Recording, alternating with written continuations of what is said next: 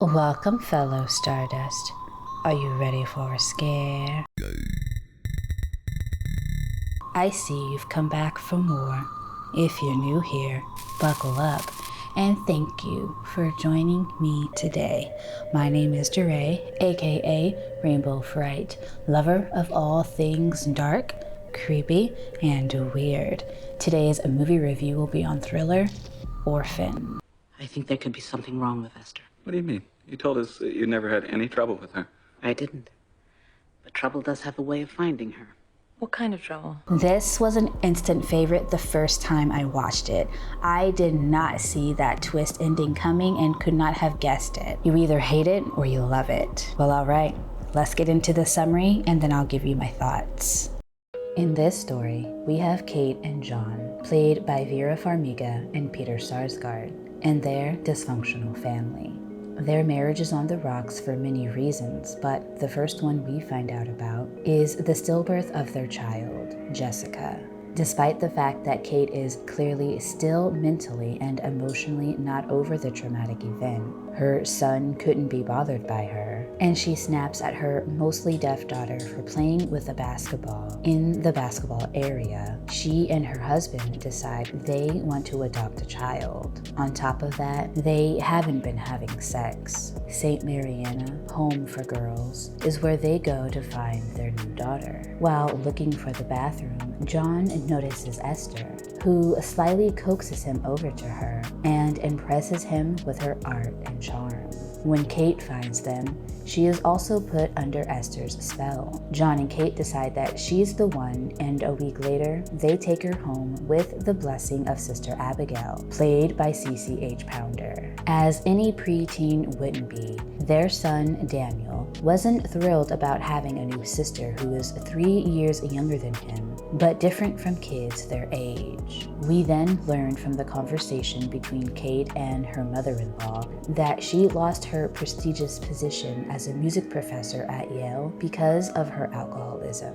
Going into this film, we know we have a demon child on our hands. We just don't know in what capacity. We soon see a blatant exhibit of her sinister ways when Daniel stupidly shoots a bird with his BB gun, thinking it would barely harm the bird. Even though the bird should be put out of its misery, Esther goes about it in a mentally abusive way. After Esther walks in on Kate and John attempting to have sex, and after she walks in on them on the actual act with the strange look on her face, and then bluntly dropping the F-bomb to describe the act, Kate begins to think that Esther knows a little too much about sex for a child her age. John dismisses his wife. He clearly still doesn't trust her. Esther shows her true colors even more when she pushes her bully off of a playground set. Kate grows even more worried that there may be more to Esther than what meets the eye, and expresses her concern to Sister Abigail. Sister Abigail takes heed to what Kate expressed her concern over and does a little digging.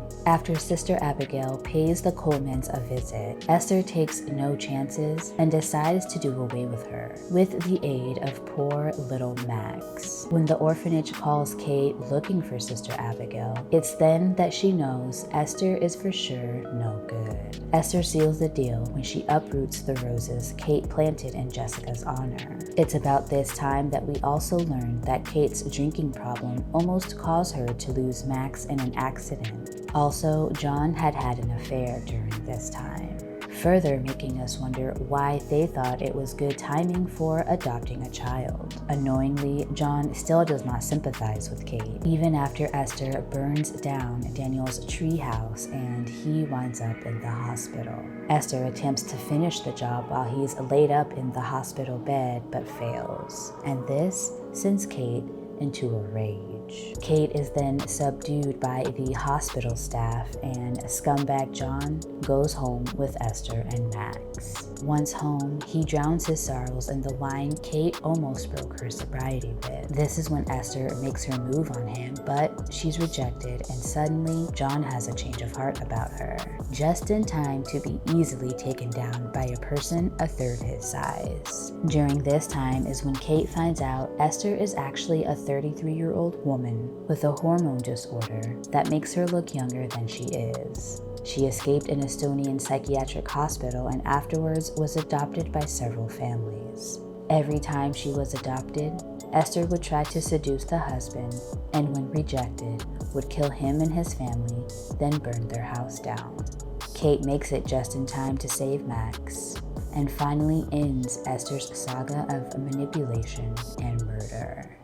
This film was directed by Jaume Collet-Serra, and a couple of his films that I've seen are Curve and House of Wax.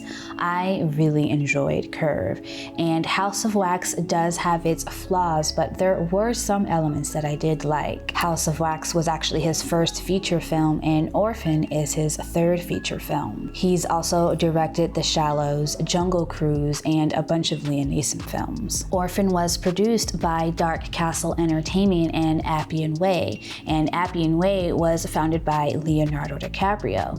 It seems that Leonardo DiCaprio really liked to produce horror and thriller films. He's also produced Runner Runner, Delirium, Shutter Island, and Red Riding Hood. He also likes producing films centered around crime. Lately though, he's been going in the direction of documentaries, focusing on climate change. Orphan was the fourth film that Appian Way produced, and it is just such a good film. It received mixed reviews when it was released, and I can understand that.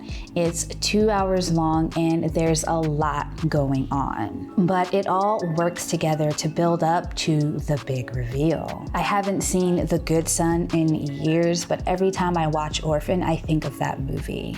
Sure missed an interesting session. I like therapy. What did you tell her? Sorry, it's strictly confidential.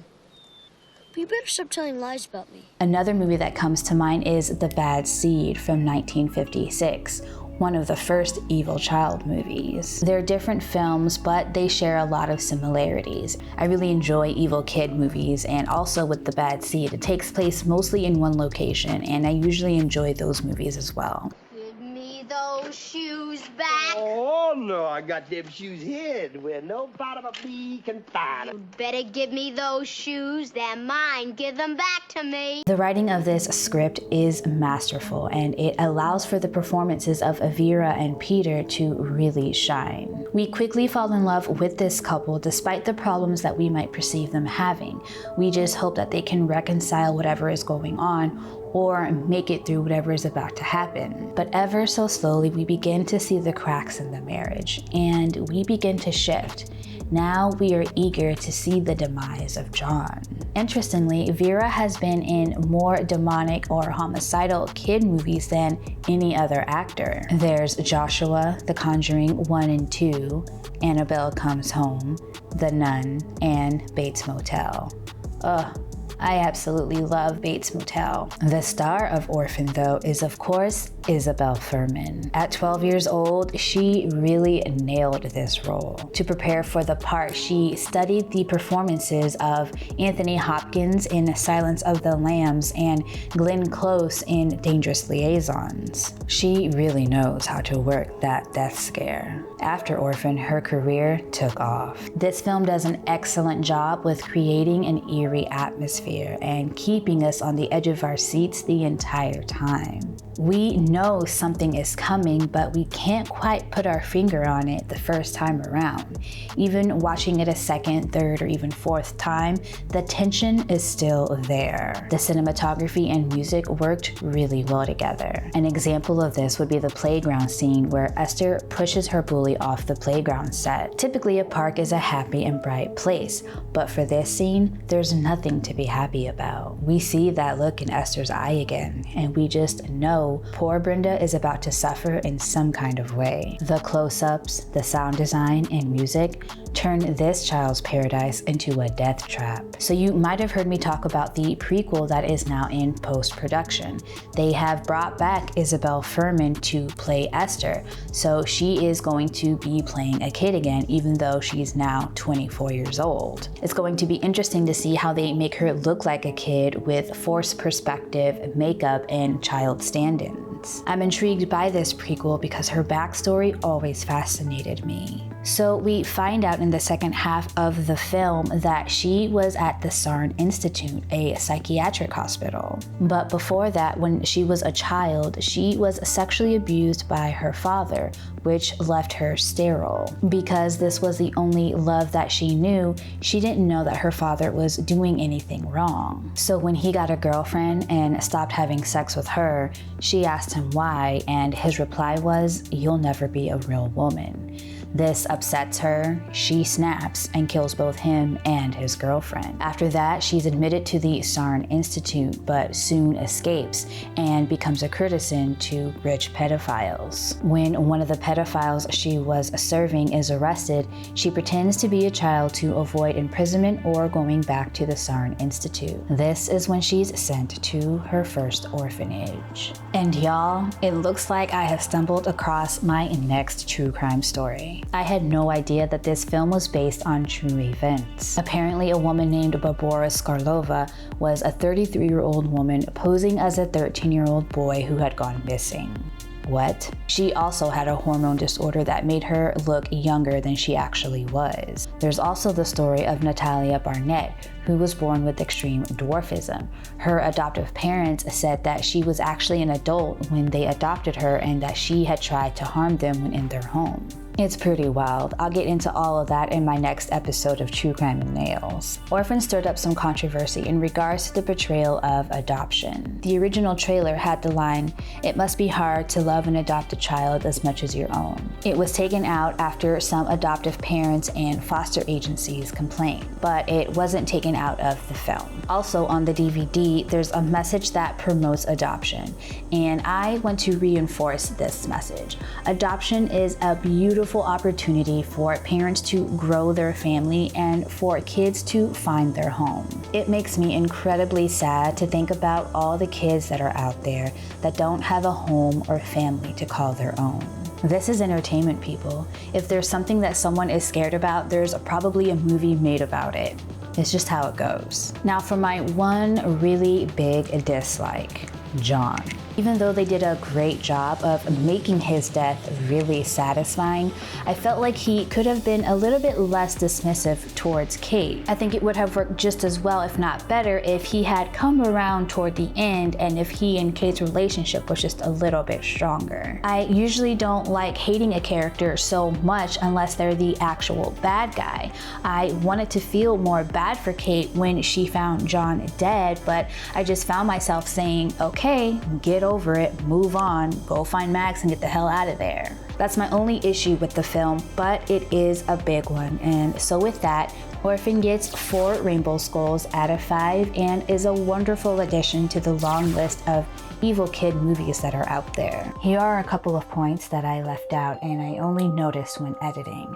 I was in such a rush to write and shoot this one. The writer, David Leslie Johnson McGoldrick, always had CCH Pounder in mind when writing the script. Luckily, she said yes to the role. Also, in the script, Esther was written as a blonde girl, like in The Bad Seed, but Isabel did such a good job in her audition, they decided to give her the part. Esther and Max playing on the frozen lake foreshadows Esther's death while also stirring up past trauma with Kate's alcohol abuse. Max almost drowned in the lake because of Kate's negligence. It seems as though, with the scenes shot through glass, that the intention was to show Kate's isolation from everyone around her. No one is on her side. But if they would just open their eyes, they could see just as clearly as her. But her past makes it impossible for them to see what she sees. Max and Kate lick their lips in much the same way.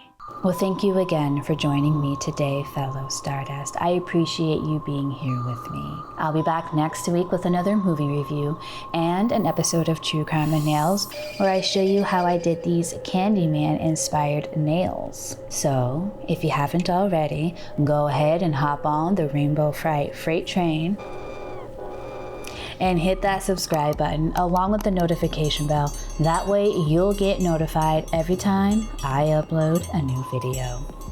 I hope I see you next time. Peace.